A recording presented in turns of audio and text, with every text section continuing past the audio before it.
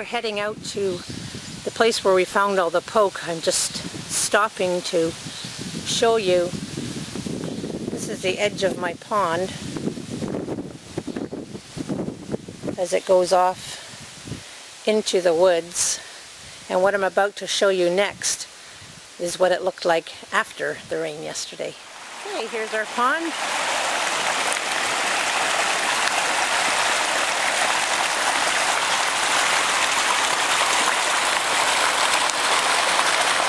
That's what's causing the river to run through the woods.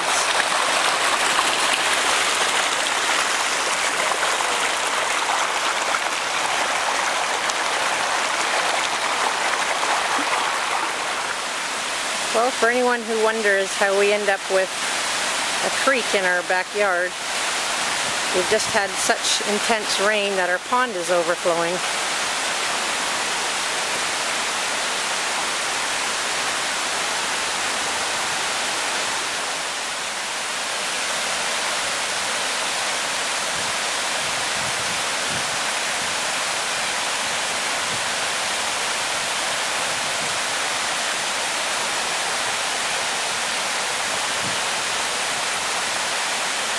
I think all that water is coming out of our pond.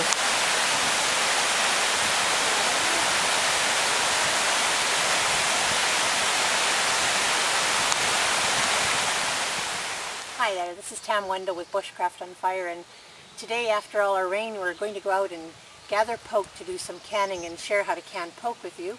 And I just made a stop here at our first poke plant, and what I wanted to show you was when I talked about yesterday when the stalks are purple that I don't use them.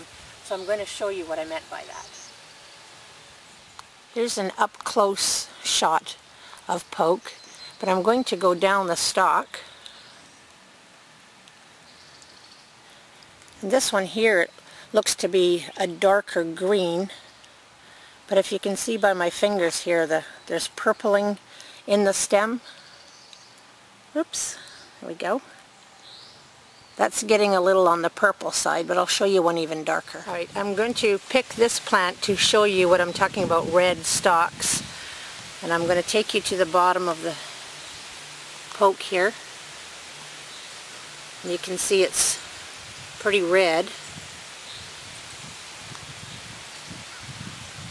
We'll slowly go up the plant.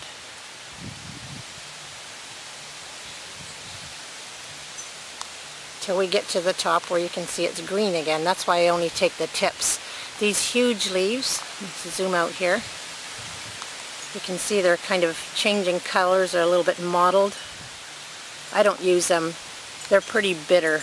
I try to stick with the smaller ones on the top, or if it's a brand new little plant, I've cut off of this plant several times, but on the brand new little plants where we're headed out, I can use a lot more of the leaves from the top.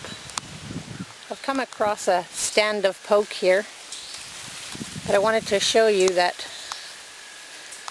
this stand here is coming up after last year's growth. All this dead here.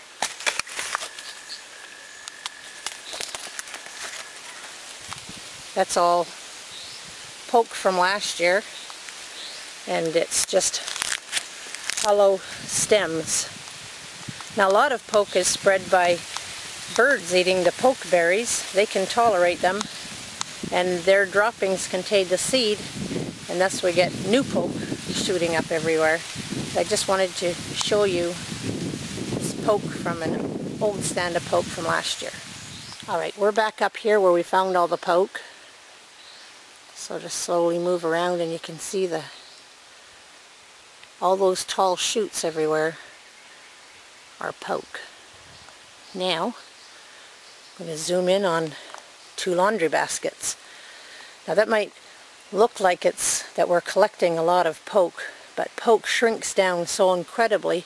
What I'm going to do is fill these baskets heaping full and then show you how much poke you get out of it. So watch along as we pick. Alright, I have Dew holding the first few snips that I made to show you how much stem that I take. And what I'd like to show you is the reason why I only go that high. So I'm going to come over to this poke plant, and I'll ask Dew if he can cut the tip where I normally would cut it. And now, if you could cut about 3 inches down into the stalk there. I want to show if I can. See the center of the stalk? It sort of has a core there with pith in it, and that stuff's not tasty at all. As a matter of fact, I tried to boil some, and I boiled and boiled and boiled, and it just forever stayed tough. So that's the part you don't want.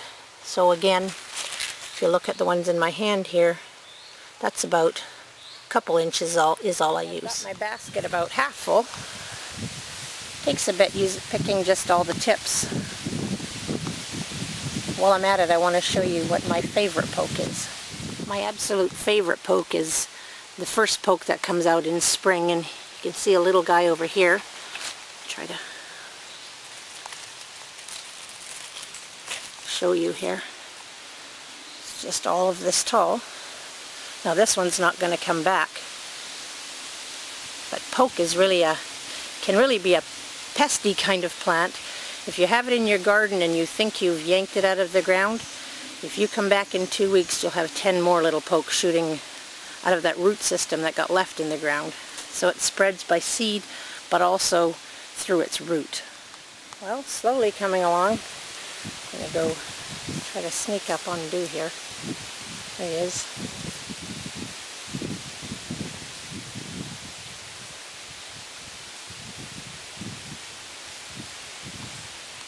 Alright, we're almost done filling the baskets, and once we get them both filled to the top, we're going to be heading inside. So the next shot you'll see is us preparing these for canning.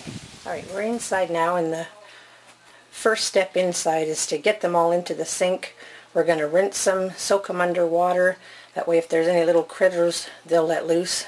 If they don't let loose now, they sure do in the boiling later.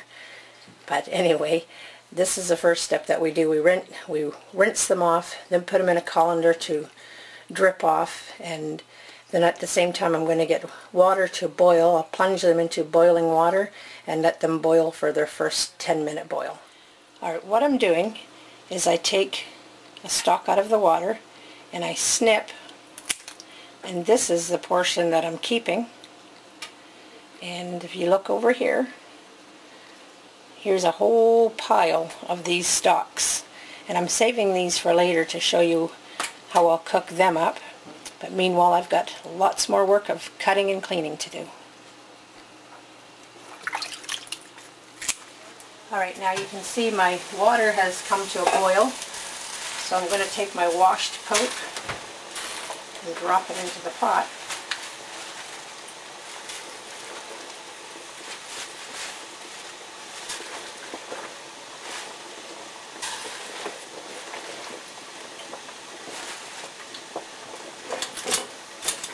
Give it a minute or two.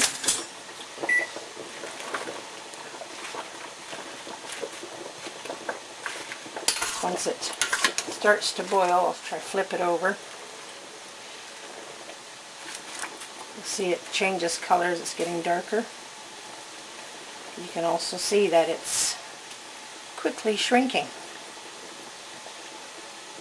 So to utilize my pot and to save on processing time, I let the first batch come, let the water get back to a boil. Now as it's coming back, I'll add more fresh leaves. And I'll do the same with my second pot. And you can hear it's boiling. So I'll set my timer for 10 minutes and get back to you after the 10 minutes. Alright, if this can give you some idea, this laundry basket filled makes that amount of poke. So you can see how much poke you really have to get out and pick in order to get enough poke to can. Okay, as I promised, I'd show you what I'm doing with the tips or the stalks.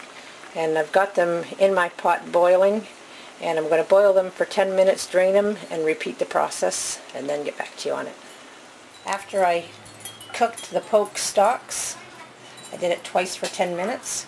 You see them laying there on the right with hollandaise sauce, and on the other side is the cooked poke leaves, which after you do your boiling, they're really nice to fry up with garlic and onion. Some people even like to add bacon to it. So there you go. This is what it looks like as a finished product. Now back on to canning.